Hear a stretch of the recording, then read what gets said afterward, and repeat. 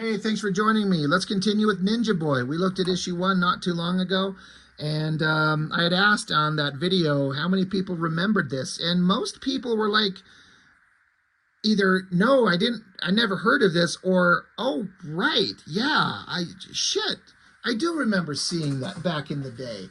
But a lot of people kind of forgot about it. So went through issue 1, and pretty awesome stuff, good artwork, kind of, I don't mean this in a disparaging way, but kind of like standard anime type inspired stuff. But, it's a different take from an artist, and it was pretty dang good.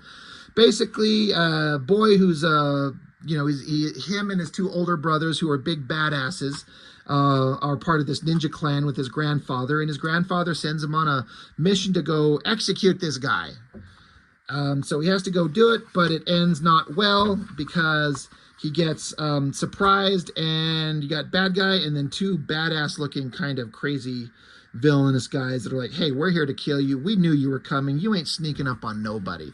So, oh shit. So scary. Pretty interesting cover with the guy standing there, a little scrawny dude, just kind of sad and, but starts right where that last issue left off. This bad guy, just like, I'm the super bad guy. I'm awesome. You don't know what kind of shit you just stepped into.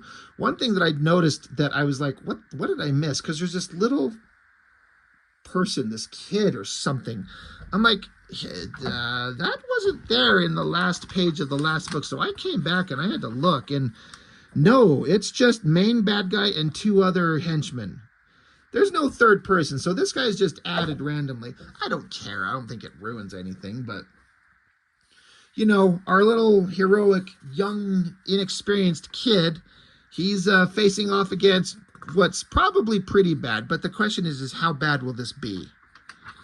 So you get tons of panels going on here. Now, there is some stuff going on that I don't understand what I was seeing. New little person who's there, kid or something with a mask on, like, is light something on fire, spark something, or I don't know what's going on.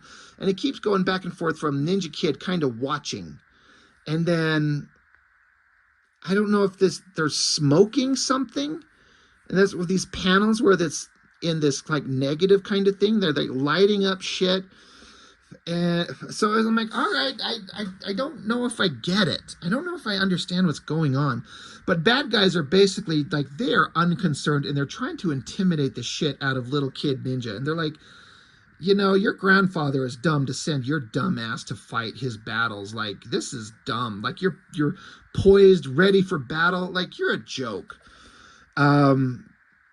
He's like, other people who would be here, who know who I am, would be pissing themselves.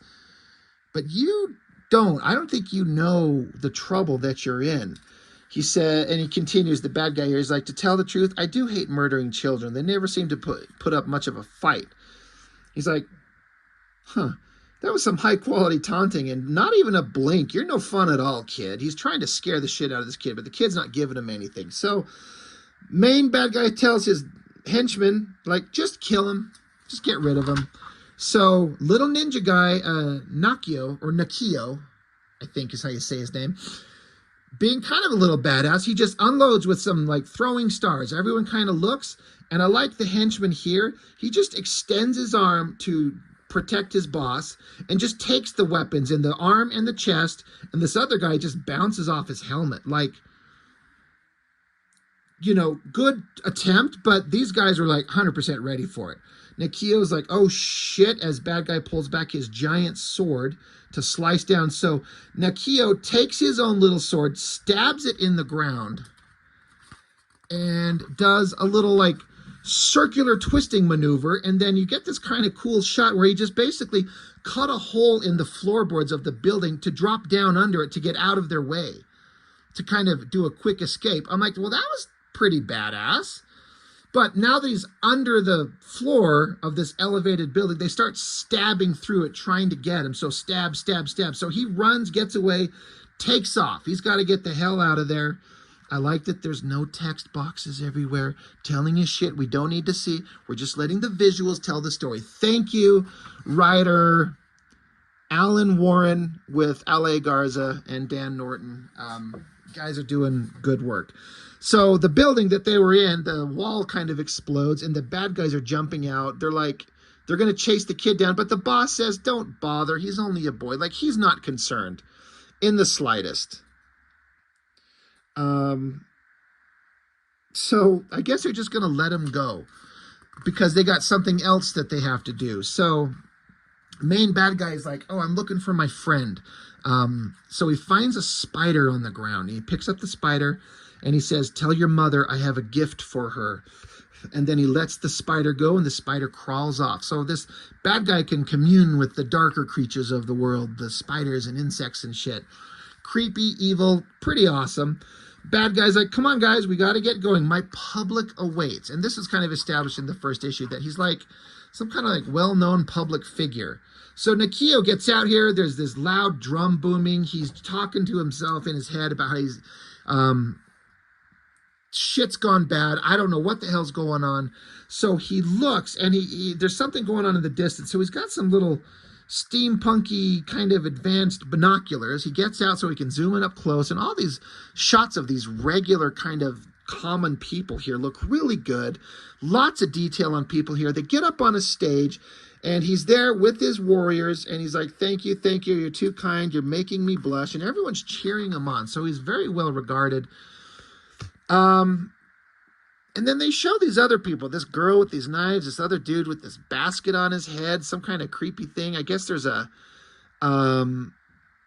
he's like, thank you for coming. It brings me great pleasure to share my tremendous fortune with you people. He says, I know you're looking forward to enjoying the feast I have so generously provided, so I will keep this brief. He's like, I have returned from my extensive travels with plans of restoring a sense of pride to our humble homeland. Everyone's excited, but they're also starving and want food.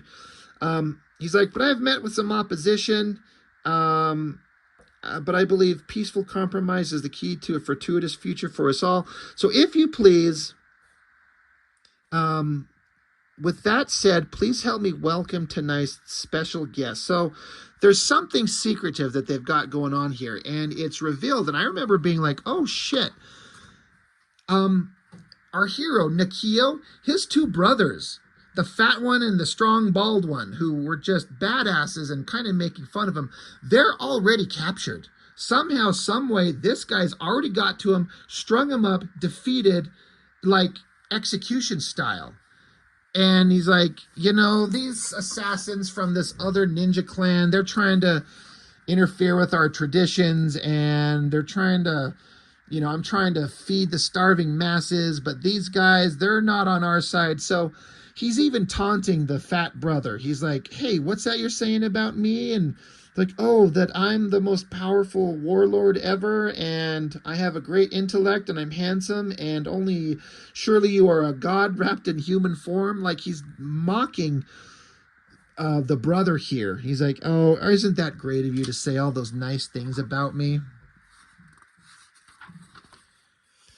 And so bad guy goes over to the other brother and gets his face in his hands, and brother spits in his face, you know, defiant to the last. And bad guy's like, yeah, all right, you know, beats him with the chain. He's like, all right, well, this is what we're going to do. Now, this was another moment where I wasn't sure what the hell was going on, because you've got this character, this goofball looking guy, which was shown in the last issue when the main hero was sent to this village to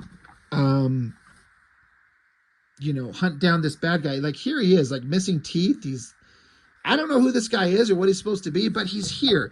He's on stage. He's holding a couple of glowing orbs, and bad guy's like, remember all these, you know what, his name is Mikabashi, I guess. I am the rightful ruler of this land. A new era is upon us, and this is only the beginning. So the bad guy, Mikabashi, takes this little goofball guy and slits his throat. Why? Who is this guy? Why did we do that? Is he just, this guy's just an annoyance to him? I don't understand it. And this guy, these little orbs that he's got, when he drops them, we see the hero Nikio's eye go wide, and henchman kills Nakio's brothers, like slices their bodies in half. Like that's some violent, crazy stuff. Just like you see in like the best anime. It's got the best blood and gore and violence.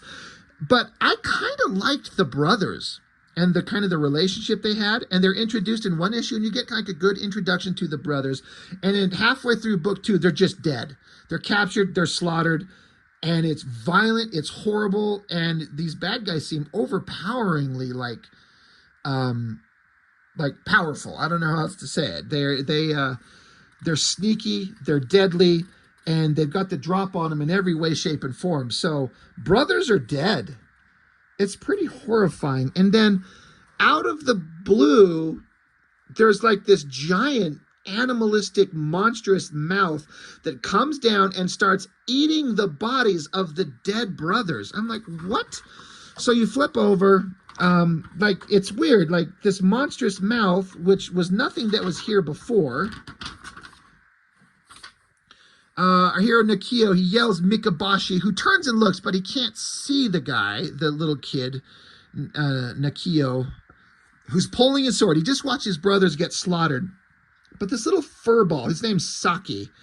He's a little loudmouth, little weird, fantastical creature.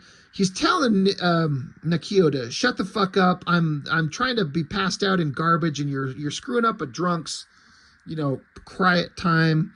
And he tells him, he kind of advises him to sit the fuck down and shut the fuck up, because you're gonna get us all killed. And Nakio's like, he's just killed my brothers. And little Sake, he's like, yeah, well, if you try to go out there, he's going to kill you too. He will kill you. And then Nakio's like, well, I got to try. So little Sake, this little screaming ball of fur, he just goes on and like, no, you don't. He's a badass. I know you're a ninja, but he's going to kill you. He's probably going to kill me. So just sit down and shut up. And so Nakio's like, all right, my grandfather will know what to do. So he sheaths his sword and he's got to go. But before he goes, he gets his bow and arrow out, which you didn't see he's got, but I guess you can have it disassembled. He pulls it out and you can see he's basically stringing the bow onto the bow and arrow here. He cuts his own hand to put his own blood on the arrow, and he's going to fire it at the bad guys. I'm like, okay. So he pulls the bow back, good shot, looses the arrow, it flies through the air, and then now we get back to the giant animal monster that's eating the body of the brothers. I'm like, where the fuck did this thing come from? It's kind of confusing, and it wasn't set up, and so it's weird. Bad guys saying, everyone take a cue from my furry friend and enjoy the feast. But there's this giant animal, and then another thing that kind of confused me. I don't understand what happened. The arrow that Nakio shot with his blood on it comes flying down, and it stabs into something. It's not clear what. I thought he maybe would have fired it at the main bad guy, but they didn't. So I'm guessing maybe the arrow landed in the eye of this, that I thought it was a rat over here. It looks like a rat here. It looks like a bear here. So I don't know which one it is, but it looks like the henchman is pulling the main bad guy out of the way, but I don't see the arrow here. But then the giant bear rat monster freaks out. I don't like that they blurred it. I get that they're doing it to kind of sell the motion and the energy of it, but I want to see the artwork. I don't like the blurry effect. Don't ever fucking do that. So I don't know if he shoot the arrow at the main bad guy and he missed, or he meant to shoot it at the creature. I don't know. It's not clear at all, but it looks like maybe if it wasn't blurry, if I bring it up close, like maybe up here, there's an arrow in the creature's eye. I don't know. But the point is he fired an arrow with his blood on it, like, I'll be back. And main bad guy's like, yeah, all right, that's awesome. So then we get a couple of panels of our hero, Nakio, with the little furry loudmouth creature, Sake, going back to his little home with grandfather, running through the forest, trying to get there as fast as possible, bounding through the fields of grass, the trees, the forest. All of this is beautifully drawn. Like, this is so well done. I love all this artwork. The coloring's great. But when he gets here, a look of shock on his face, and his home is burning. and he's wondering where grandfather is. And then up here in the dark trees is this dark creature with the glowing eyes, got some kind of like, I was going to say it looks like he's got his hand on like a staff, but it looks like a giant spider leg. So maybe the bad guy who, he got the little spider and says, I have a gift for your mother. They're the ones who burned the house down. But I don't know why there's this human-looking creature here, but spider legs there. All well drawn. The storytelling in places like I've talked about gets a little confusing. I'm not sure what's going on. But if I'm being honest, I'm not an expert on anime at all. But a lot of anime that I have seen, the storytelling is so confusing. I get lost and I'm like, all right, I'll just wait for like the awesome violence or the over-the-top sex. And that's the shit that's entertaining. The Japanese kind of way of telling stories at times, to me, sometimes seems really confusing unless you watch it over and over and over and you start piecing it together. But I don't think a story should require multiple viewings to suddenly be able to understand it. You should be able to understand it from the first time viewing it. Anyway, you get the basic idea, even though there was a few points I'm like, well, what the hell happened? But yeah, that's the end of issue 2. So, Ninja Boys, issue 1 and 2. It had my attention. It was something different, and Ale Garza, pretty damn good artist. We'll do them all. There's, what did I say, 6 or 8? I can't remember, and it ended abruptly, like out of the blue. And I talked about there's a reason for it. I don't know that it's for sure the reason, but you can go Google. Anyway, Ninja Boy, number 2. Pretty entertaining stuff. Good times. That's all I got on this one. So thanks for watching. I'll see you next time. Bye.